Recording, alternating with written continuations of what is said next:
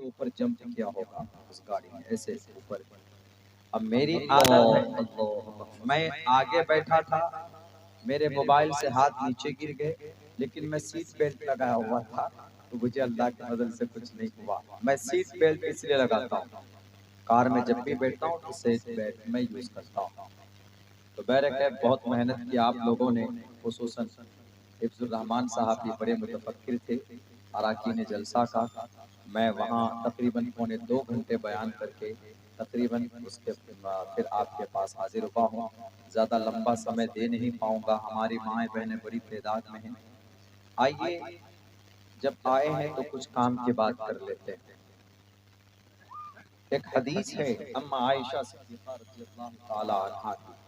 अम्मा आयशा वो हैं, अल्लाह के नबी अलैहिस्सलातु वस्सलाम ने 6 से 9 साल की 6 साल की उम्र में आपने निकाह किया और 9 साल की उम्र में अम्मा आयशा की रुखसती हुई। आप अलैहिस्सलाम की 11 बीवियां थी, उनमें से सिर्फ अम्मा आयशा कुंवारी थी, बाकी सब के सब कोई बेवा, कोई कुछ। अम्मा आयशा से आप अलैहिस्सलाम ने खुद से कदम बढ़ाकर निकाह का प्रपोजल दिया। अम्मा आयशा का रिश्ता कहीं और हो चुका था, लेकिन नबी पाक अलैहिस्सलातु वस्सलाम ने इनकी जहानत और इनकी अक्लमंदी को देखकर आप अलैहिस्सलाम ने यूं कहा कि आयशा, उनके अब्बा से अबू बकर सिद्दीक को खबर दिलवा भेजा कि मैं आयशा से निकाह करना चाहता हूँ। तो अम्मा आयशा से निकाह के लिए मोहम्मद रसूलुल्लाह ने खुद पेशकश की थी। तो इससे ये पता चलता है कि अगर गांव समाज में कोई अच्छी बच्ची है, अगर किसी को निकाह करना है तो वो आगे कदम बढ़ाकर पैगाम निकाह दे सकता है, ये गलत नहीं है। लेकिन आगे बढ़कर हाथ में हाथ डालकर भाग नहीं सकते। लड़का लड़की आपस में बात करते करते माँ बाप को छोड़ करके भाग गए, चले गए, अपने कोर्ट मैरिज कर लिया, ये इस्लामी तरीका नहीं है, शरीय तरीका नहीं। तो अम्मा आयशा की एक हदीस है, मैं जलजले के ताल्लुक से बात करना चाह रहा हूँ। जलजले जमीन पर क्यों पैदा होते, क्यों होते, इसी हदीस को मुकम्मल करके मैं अपनी बात खत्म करूंगा। अल्लाह के नबी अलैहिस्सलातु वस्सलाम की हदीस है, अम्मा आयशा रिवायत करती है, अम्मा आयशा बयान करती है। अम्मा आयशा ने कहा कि जब जमीन पर 3 गुना बढ़ जाएं तो फिर जलजले होते हैं। जलजले का तज़किरा कुरान में है, सूरह ज़िलज़ाल पढ़िए।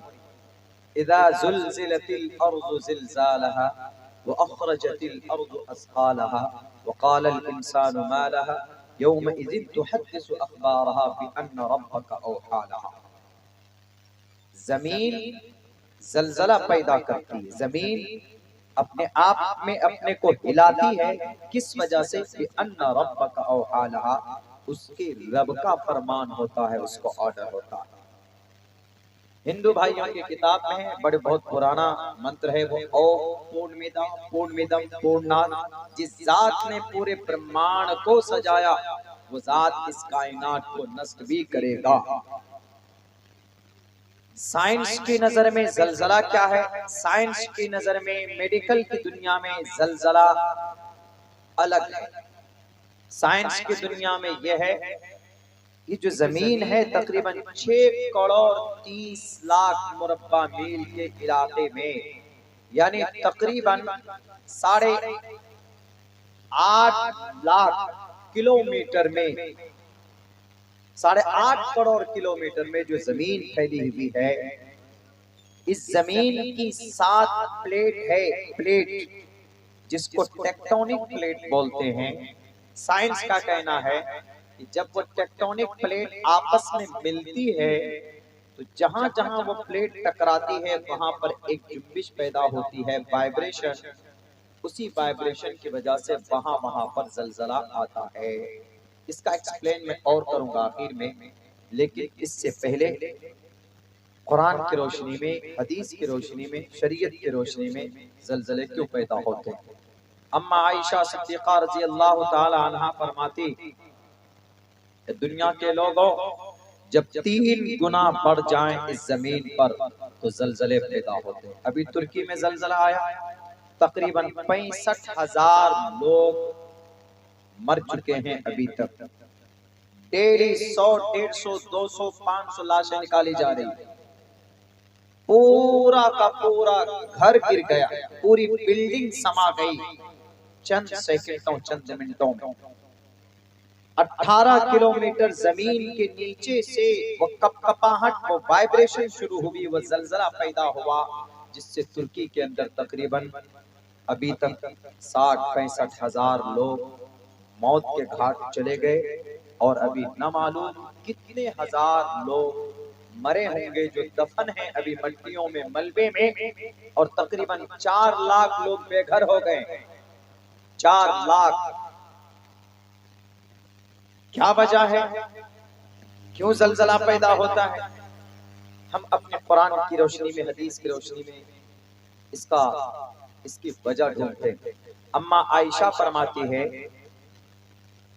कि 4 गुना जब 3 गुना जब बढ़ जाएं, कसरत होने लगे गुनाह के, तो फिर उस वक्त जलजले का इंतजार करो। सबसे पहला गुनाह क्या है? सबसे पहला गुनाह जब शराब आम हो जाए तो फिर जलजले का इंतजार करो। आपके बंगाल में, हमारे बिहार के करीब नेपाल में शराब बड़ी कसरत से, झारखंड में भी शराब कसरत से। झारखंड में तो ऐसा निजाम है कि अगर दामाद घर पर आए आदिवासी के यहाँ, तो वहां पर वो पानी की जगह पर शराब देते हैं, पानी की जगह पर दारू देते हैं। अभी होली है, कल होलिका दहन है, परसों रियल होली है।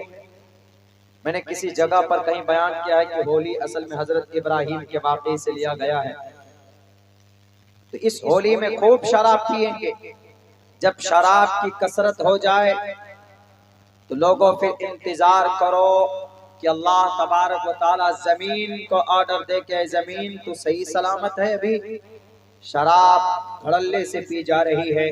समाज के जिन नौजवानों की जुबान पर अल्लाह का जिक्र होना चाहिए, उन जुबानों पर शराब के कतरे हैं। जिन हाथों पर तस्बीह के दाने होने चाहिए, उन हाथों में शराब की बोतलें हैं। इसीलिए तुम खामोश मत रहो, अपने आप को हिलाओ और दुनिया को बताओ अल्लाह का अजाब 2 वजह से आता है। एक तो आता है इंसानों की गलती की वजह से, गुनाह की वजह से, और एक आता है इंसानों को अल्लाह अपने नेक बंदों को जब आजमाना चाहता है, आजमाने के लिए आता है। लेकिन ये जो जलजला आजकल हमारे इलाके में, हमारे मुल्क में, दुनिया के अंदर कहीं कहीं आजकल हो रहे हैं, इसमें कोई शक नहीं है कि ये इंसानों की गलती और इंसानों की गलत करतूत की वजह से अल्लाह तबारक व तआला आज का जलजला बर्पा कर रहा। जब शराब आम हो जाए तो अल्लाह के नबी अलैहिस्सलाम फरमाते हैं कि लोगों, फिर अल्लाह के तरफ से जलजले का इंतजार करो, और जब जलजला आता है तो फिर कोई माए का लाल उस जलजले से नहीं बचा सकता। जलजला एक ऐसा अजाब है अल्लाह का, आपको पता नहीं चलेगा कि जलजला कब आएगा। बारिश आने से पहले बताया जा सकता है कि बारिश 2 दिन, 3 दिन, 4 दिन, 5 दिन के बाद बारिश या आंधी या तूफान आ सकती, आप बचने का इंतजाम कर सकते।